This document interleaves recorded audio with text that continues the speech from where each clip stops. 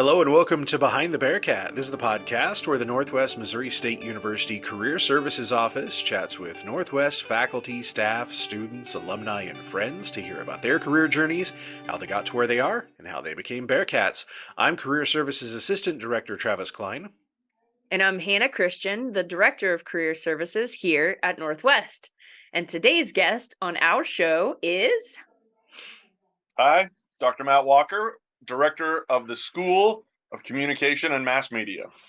Welcome. Welcome, Dr. Walker. Good to be here. Good to be here. We've had basically every faculty member past I was going to say, I think we've gone through the whole show. department at this point, so just a couple we're still trying to get, but Will is the elusive Will. Oh, man, he's been referenced more than I think anyone else on the podcast, but we'll get him one of these days. So.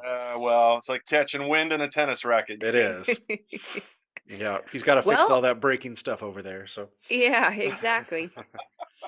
We would really just love to sit back and listen to you regale us of tales of how young Walker came to Northwest and became the director of the School of Communication and Mass Media. You know, it's all yours. There was ever a story that took twists and turns and had no agency of my own invested in it. This is it. So I grew up in Pennsylvania and, went through high school and was involved, it was a small high school, so you get involved in everything. And, I really didn't have a lot of formal training in speaking, but it was just something that, I was never really afraid to speak in front of people, or anything like that. And so I had an English teacher tell me, you should really get into communications. That's something that really, you seem like you'd be good at. You're a good writer, you're a good speaker. So that might be something that, might be up your alley. And, it sounded good to me. If it wasn't going to be that, it was going to be history or marketing. It certainly wasn't going to be math or science. That's just not, I'm one of the lucky few who don't have a math or science brain, I guess. But I went to college at Grove City College in Pennsylvania, small liberal arts school. And I was really fortunate there. We didn't have, this is back in 1990. So, 42 years ago. No, 32 years ago. See the math? So, we didn't have a lot of equipment. We didn't have a lot of stuff like that. But what we did do is we really focused a lot on the basic stuff. We focused a lot on writing for different audiences, really focused a lot on listening and reading and really absorbing information as well. And it was a good start for me because it really helped me learn how I best learned. I had good professors. I had, a lot of good experiences there. And again, this is one of those twists that, just kind of came about. I had interviewed for a few jobs, couple marketing jobs, things like that, and nothing was really kind of coming my way. So this was right out of City College, like right after you graduated? This is kind of my last. So this is when I started interviewing for positions. Probably I would say November, December is when I started the job search. And then into the spring semester is when I started to get a few more interviews. But nothing really felt right. Nothing kind of materialized the way that I had hoped. And so my hometown is Edinburgh, Pennsylvania, where there's a school a lot like it's the same size as Northwest. It's a state school. They have master's degrees. They had a master's degree in communication arts. And so, I'm talking with my folks and my mom said, just as a backup, why don't you apply? And you could probably get a grad assistantship and, you could, get your master's degree for nothing. You could live at home for free, which wasn't a huge sell at the time, but, but that's what ended up happening. I went back. I had a graduate. Now, this is where it kind of turns towards the teaching aspect of things. I had a graduate assistantship as an academic counselor for freshmen who were at risk. So at Edinburgh, it one of the missions is to kind of focus on the kids who are sort of on the bubble as far as whether or not college is the right thing for them. And so those students who got admitted, I was one of their academic counselors, not an advisor, but just a counselor, someone to try to encourage them, help them along with study skills and things like that. And it was very enjoyable. I had no ideas or no designs on even doing that coming out of college, but the assistantship really kind of opened my eyes a little bit. And so I had a great curriculum. I had a great degree process. I had good professors. Really enjoyed my classes. Learned a lot about the whole field of communication.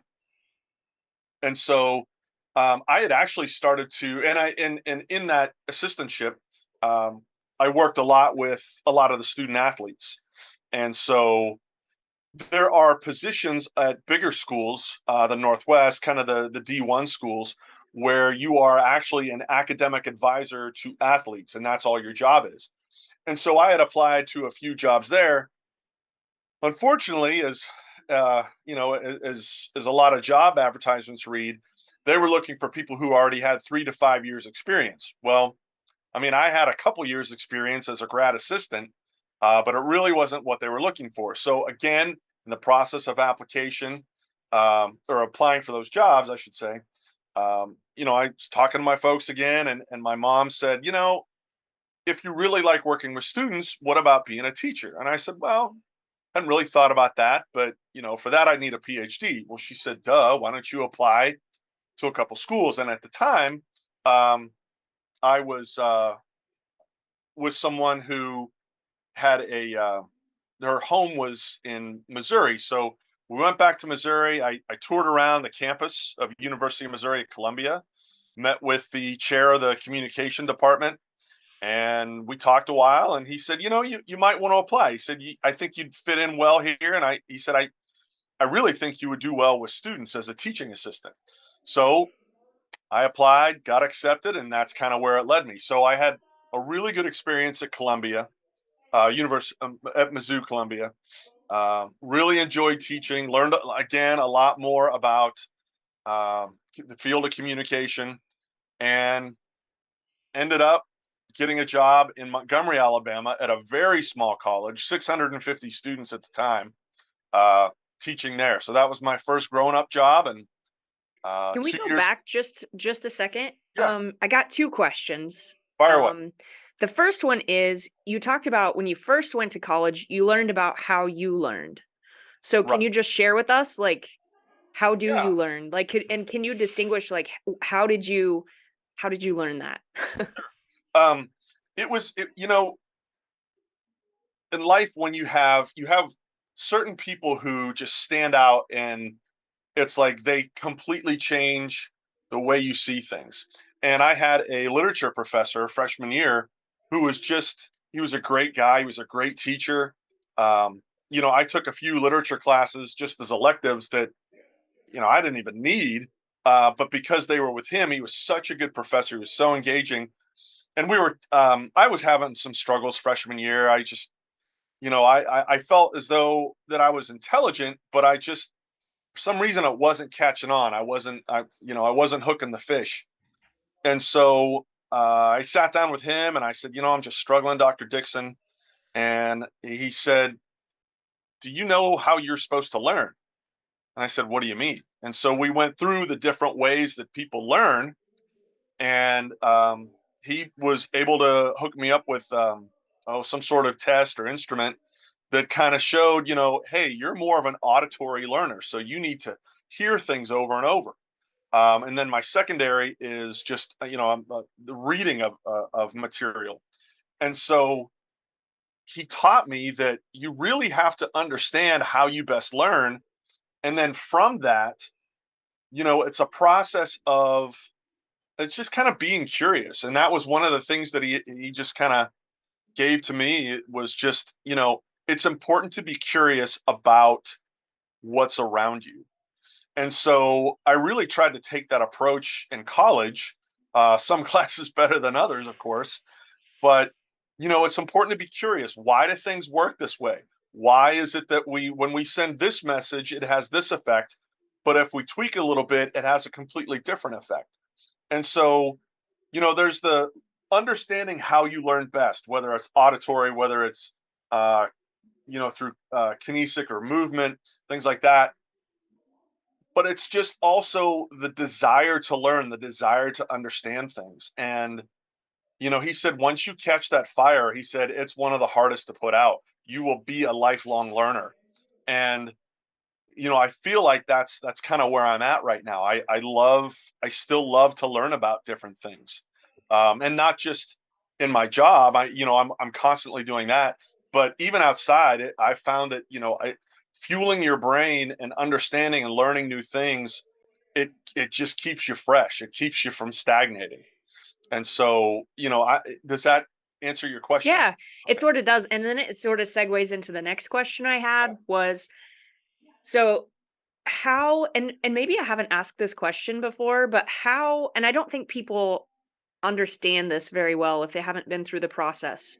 How is learning different at the bachelor's degree level, right? And then you mentioned Yeah. going into a master's degree. What are you learning? Because you're in the same degree, right? You're like communication at a bachelor's level, Yeah, the communication same at a field. master's level, and Yep. communication at a PhD level. So, how does what you're learning at each level differ? So the way my experience was at a bachelor's degree, you're learning a lot of skills. You're learning a lot of basic concepts about whatever area it is you're in. When you move to a master's degree, you're really focusing in on that area.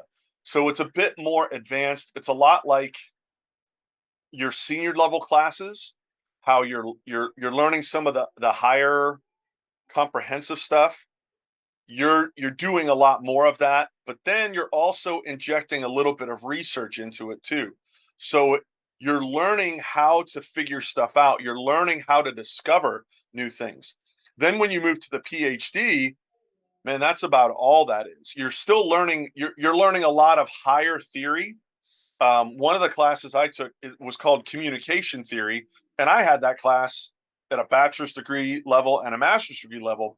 But in when I was getting my PhD, communication theory was all about, it was theory about how we theorize, and that took me that was I had to wrap my head around that a few times to get that. That was my hardest class because it's just such higher level thinking. It was tough, but it was a great class. It really it forces you to really expand your brain power.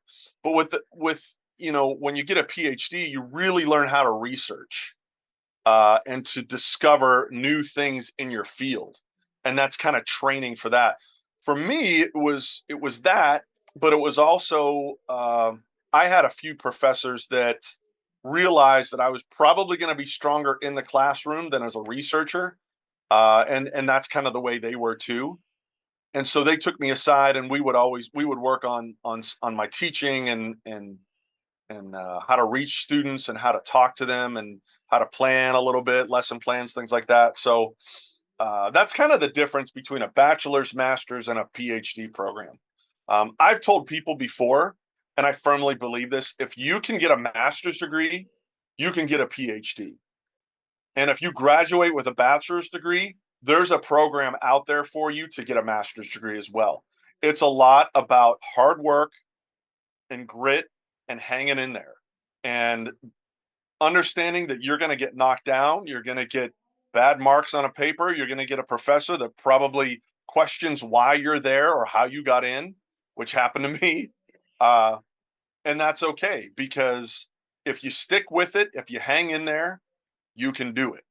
And a lot of times it's with the help of a lot of people around you, but at the end of the day, your name is still on that diploma, and you're the one who earned that degree. And I feel really strongly about that. I think people can really do it, but it's just a matter of committing to it and putting your mind to it. So you said Alabama. So how did you end up in Alabama from Mizzou? It was literally one of about 20 jobs I had applied for, um, and it was a very small college. It's called Huntington College. It was a great experience for me, um, because it was around students that I'd really, it was kind of a new crowd, if you will. It's a brand new culture in the South. Um, but it was a two-person department. It was me and the chair, who incidentally her name was Dr. Speech. Uh, yeah. So yeah, it was a very different environment, and at that time I was married, and we figured out we were going to have a child, and realized that we were 13, 14 hours by car to the closest family. And then a friend of mine who worked here, who I did my graduate work with at Mizzou, said, "Hey, we've got a job at Northwest in the communication department.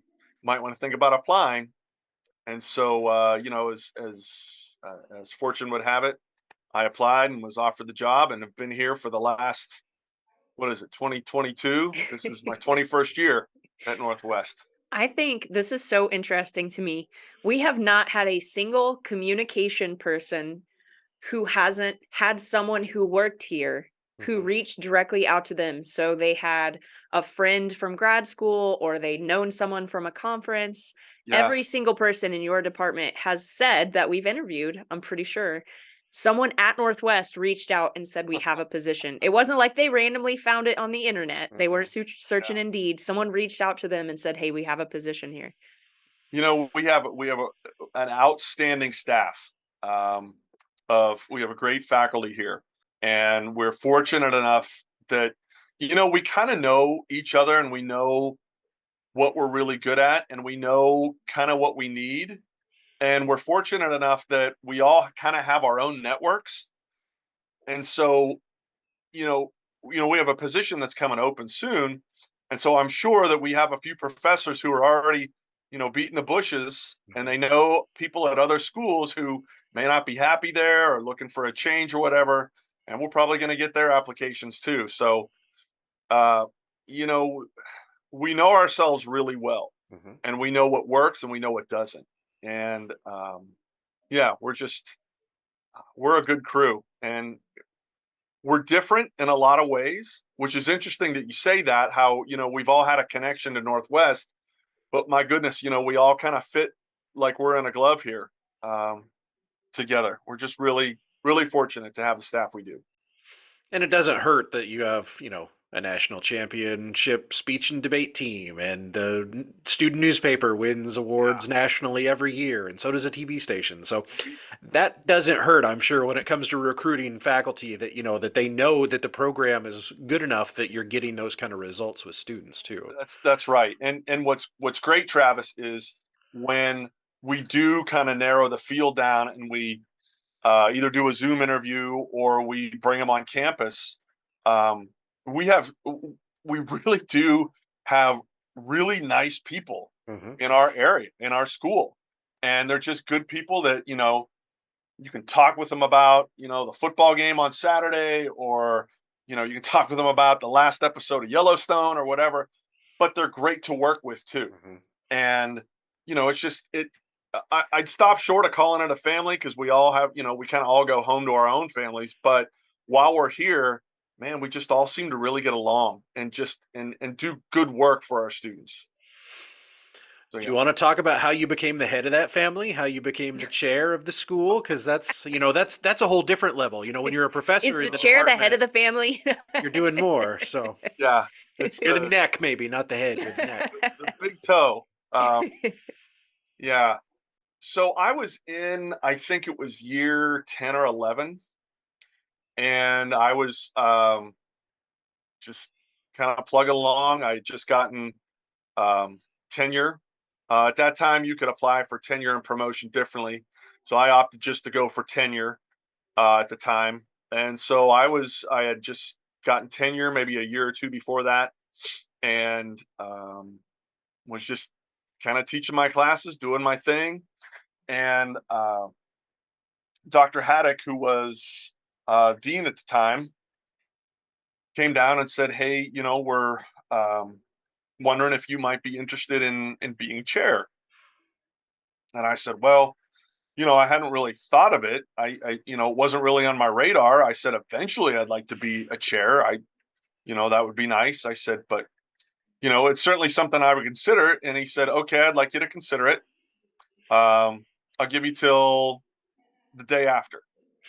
So I had like 48 hours to talk with, my family. And I was like, so it ended up that, yeah, I said yes. And it's been a really, for me, it's been a great move. I hope my colleagues in the school would agree.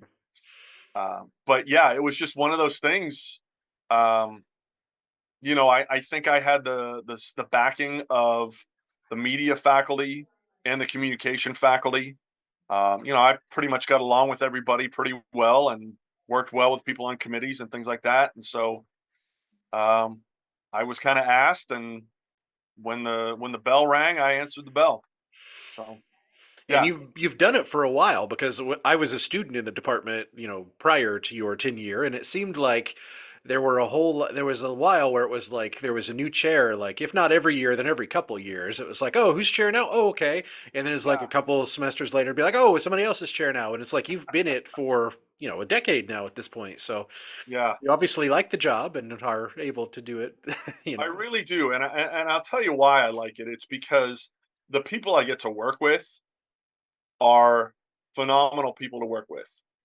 Very, very rarely do I come up against a lot of resistance or, bad blood or anything like that. I'm really fortunate that, everybody really is on the same page. The faculty, the folks that I work with here in the school, I mean, everybody does such great work in their own way. And everybody is very good in the classroom. And so, for that makes my job really easy. Mhm. I have a bunch of good people around me, and I try to not stick my hand in the soup too much and let them do their thing, because they're all competent and I know they're going to do a good job. The folks who I guess you could call I work for, Dr. Hoyman and Dr. Green. Last year Dr. Jasinski, but Dr. Haddock as well. Work with Mike Steiner, our Dean of Arts and Sciences, Dr. Steiner. They're all great I never feel that I'm working for them or that I'm beneath them on the depth chart or anything like that. It's always, hey, there's a problem, let's tackle it. And it's very much a work beside rather than across the table type of thing. And so, for me, it's just, yeah, there are a lot of challenges and things that come up that, fires you got to put out now and then. But realistically, the people that you get to work with, that's what makes the job. And everybody, our office manager, Marla McCrary, and Will Murphy, the guy you mentioned at the beginning. I mean, they truly make my job very easy. Um, and it's not an easy job because there's a lot to it.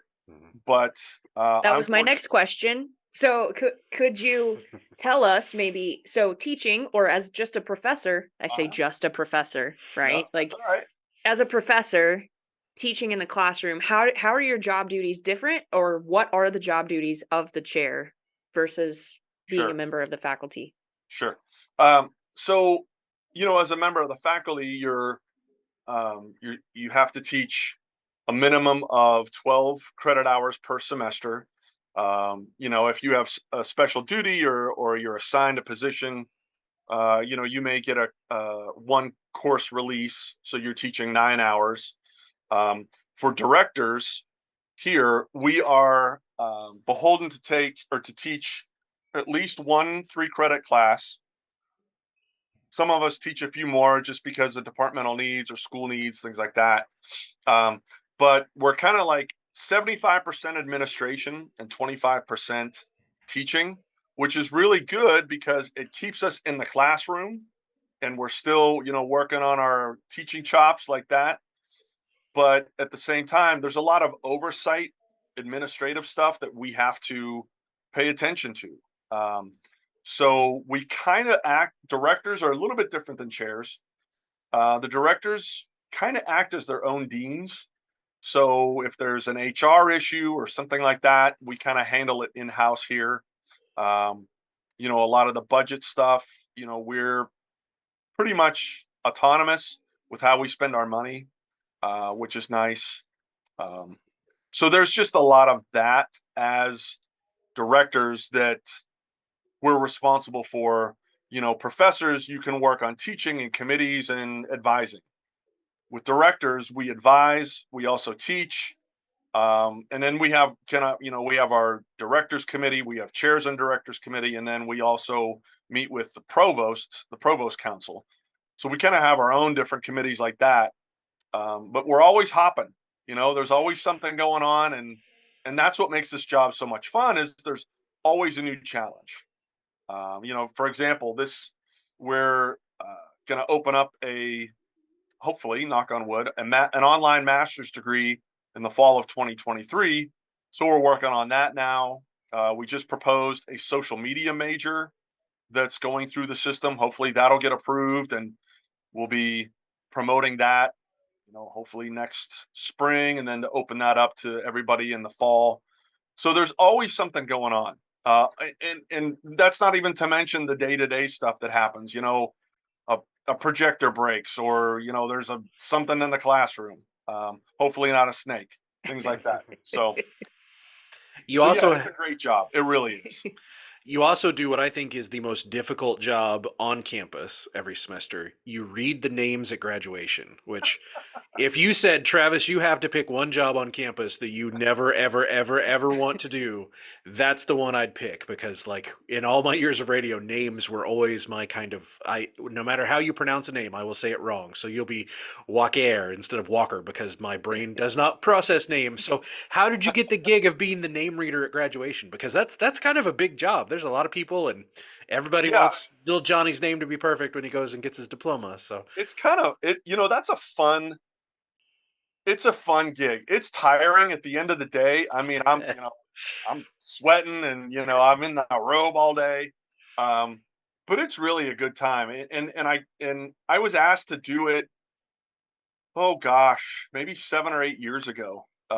Gina Bradley, who used to work in university events, she emailed me and said, "Hey, is this something you'd be interested in doing?" I think somebody was sick or they couldn't make it, and I was just kind of filling in. And so I said, "Yeah, that sounds fun." And I think at the time we were doing Friday and Saturdays. And so I did it on Friday. I think it was graduate school on Friday night, and I had a blast with it. And after the ceremony, I said, "Hey, if you ever need somebody to do this again, let me know. I think it's kind of fun." And famous last words around she here. said, "Okay, I'm going to hold you to that." And so since then, there've been a couple times. Tim Wall over in education, he's done it when I couldn't make it one year or one ceremony. AJ Bandy, Dr. Bandy over in computer science, awesome guy, helps with the Indian students' names just because they're so completely different. So he'll step in. He sees them coming up the ramp there, and he'll step in and take their names. And I'm like you with the way you are, Travis, with names. I'm that way with some of our international students. I want those names to be right. Absolutely, because that's a big moment for them. And so I'm glad that Dr. Bandy can do that, and he does a great job, and he's fun to work with too.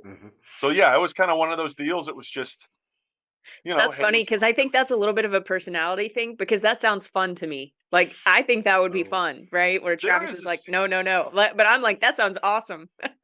it's kind of an honor because Yeah. that's the last formal moment for a lot of these students in their academic career. And you get to see all the parents there, and there's just you get to hear all the hooping and hollering when they announce their names. It's Because just that's really it's a that great is a thing. huge deal for them. That is like It should be that's too. the pinnacle of their experience, I hope, right? Absolutely. Yep. Yep. And I'd do any other part of the ceremony. Just don't have me read the names. So Well, what's interesting is I kind of catch students on the front end and on the back end. So I do the graduation, but oh gosh, for the last 16 years, maybe more, I do an opening speech at SOAR for all the incoming freshmen and parents. And it's been modified over the years a bit, but it's kind of this is what you need, from a faculty's perspective, this is what you need to do to be successful. Mhm. And over the years, I've kind of hardened the message up a little bit, just because I think they need to hear that you're going to get knocked down. You might get a gut punch now and then, but you need to be tough and stand up. And moms and dads, you need to let them do it on their own. That's kind of the one sentence message of Mhm. a 10 or 15-minute speech. But it's neat to see them come in. And then I had a few moms and dads at graduation say, "Hey, didn't you deliver the speech when we first?" I'm like, "Yeah, that was me." So it's kind of interesting to see that. I used to run your slides when I was in admissions. I was the Oh, slide that's guy right. at SOAR. So I actually He'll use be a the slide quote. guy. Yeah, I stole your quote. You have a quote in that, or you used to, that, preparing to fail is, or failing to prepare is preparing to fail. And I use that with our students now all the time. And it's like, oh yeah, that's Dr. Walker is where I got that from. It's a So, very true. Yeah, I stole that from somebody, but yeah, yeah. it's very true. Yeah. So So, along the lines of as chair, or excuse me, director, Okay. um, you are responsible then for hiring in your area, Mhm. correct? Doing committees and hiring, etc. Right. Could you share with us some of the things that you feel make a person a good candidate for a role, or AKA, how can I prepare myself to be a good candidate when I'm going in for a job interview? Uh, that's a great question. I'd say the first thing is, the best thing you can do is, in my view, the best candidates that come in first on paper uh, do a really good job of focusing their resume on what we need.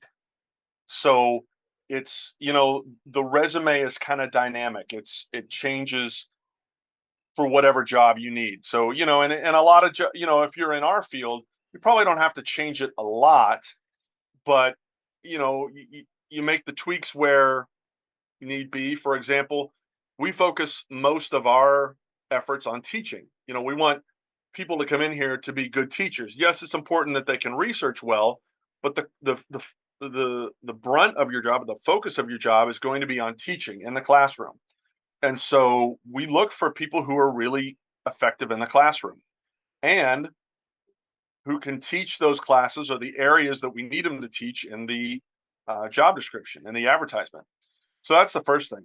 Um, the other thing, whenever they make that cut, and we either have them on a Zoom interview or we have them on campus, it's really good to see people who are comfortable in their own skin, who are confident. And I realize that that's a little bit easier said than done for some folks, but the more you can believe in yourself and understand that, when someone brings you on campus or to a work site for an interview, there's a reason why you're there. It's not because they're going to bring 50 people in and interview them face to face. They don't need to do that anymore. If they're bringing you on site, you have a legitimate shot at the job, or as we say in our school, you got a shot at the title, um, which is really important. And it's as much an interview of us. We're trying to sell Northwest and our school as it is that candidate who's trying to sell themselves on us. And so, you really need to go into your interview with a little bit of an air of confidence, not too much, but just know that, hey, you can do this. We think you can do this. Um, you know, One of the big things that we want to see in an interview is there a good fit? Is there is this a person who, and we often have them teach a lesson in front of students. How do they do in front of students? How do they interact? We've had people who do a good job of lecturing, but then when it comes time to interact with students, you can just tell it's not a good mix. They don't interact well with students for one reason or another. And so I think, it's important to do your research before you go on the job interview, wherever you're going, is to know a little bit about the culture. The people who know us well, who read about us, who go online and read, maybe they read the Missourian now and then. or they read stories about our school or whatever. It's those folks who seem to do really well, who really seem to want to be invested in what we're doing. And so that's kind of how I would, I hope that answers your question well, but that's what we look for. We look for people who are confident, who, purposely try to make sure that we know they can fit the bill in their resume. They tailor their resume to us. And then when they get on campus, be comfortable in your own skin. Just know that we're trying to recruit you as much as you are, trying to impress us. How much different is it hiring the staff versus hiring faculty? Because you also oversee staff as well. Yeah. So Um, it's not a lot different. It's just, you're trying to fill a position, but you're also looking for a particular kind of person as well. I'm fortunate. I have not really had to hire. I think I've only had one staff hire since I've been here. Marla McCrary, our office manager, she's been here longer than I have. Mhm. And Will Murphy has been Will was here. born here. Yeah. I think Will was born here, He right? was hatched from a camera case somewhere in Wells Hall. Will So was, fun fact, Will was in classes with me when I was here. Me Like, too. Will was already doing stuff in Wells, like when we were here as students. So yeah, my first year of teaching, I think Will was a senior, and I remember him. And he was really cool back then. And now that I've gotten to know him, as we're kind of both grown ups now, he's a great guy. And I it, and my and to answer your question, Travis, is it different? I don't think so, because again, you're looking for the right fit. Mhm. You're looking for someone who can do the job, but who can also interact well with faculty, other staff, and especially students as well. all right. Anything else maybe that you wanted to share with us? Words of wisdom? Maybe Will Murphy, we will get you on the show. Yes. You got to get Will. Will's outstanding. No, I would just say, to when you're looking for a job, I've heard students kind of in the background say, "Oh, I hate this process." This is a fun process. It's stressful. It's inherently stressful, but enjoy it. Enjoy the ride, because there's a lot of excitement that goes on with your first job per se. Um, and don't be afraid to ask your faculty members questions, because if we don't know the answers, we have alumni connections that we can hook people up with, Right. and kind of help you get steered right. Or if it's a resume thing, we've got folks who are probably in the industry you're looking into, who could give you some good hints too. So yeah, don't be afraid to ask for help in your job search. I mean, The that's Bearcat network is both deep and wide. Mhm. Don't forget absolutely. that. Yep. Yep. And everybody wants to see you succeed. Mhm. No one's going to hold you back. So Yep. Awesome. Thank you so much. absolutely, guys. Appreciate your asking me for it. All right. Well, that will do it for another episode of Behind the Bearcat, and we'll talk to you next time. Hey guys, we hope you enjoyed that episode. If you did, be sure to give us a thumbs up below. That helps out. Also, if you've not done so yet, be sure to subscribe and hit the notification bell so you never miss a new episode. Also, we'd love to connect with you on social media. You can find Behind the Bearcat on Twitter, Instagram, and LinkedIn. Plus, the audio podcast comes out on Fridays on all the major podcast platforms. Thanks again for watching Behind the Bearcat, and as always, we'll talk to you next time.